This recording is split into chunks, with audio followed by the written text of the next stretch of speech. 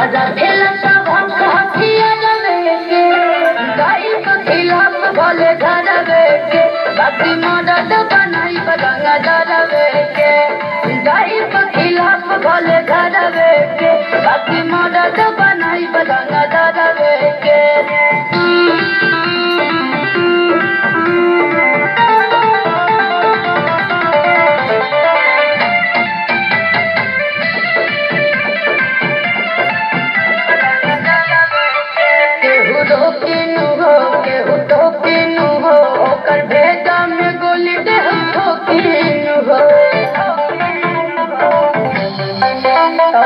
सोना की बात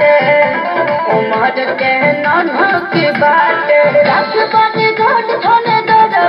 के बड़ू ही लगले सहरवे के गायब खिलाफ भले घरवे के बाकी मदद बनाई बदंगा धरवे के गायब खिलाफ भले घरवे के बाकी मदद बनाई बदंगा धरवे के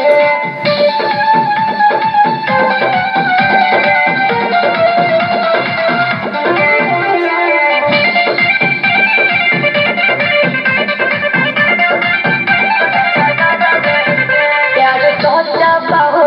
तू अच्छा बाहो बाकी का ही दिल अभी बाचा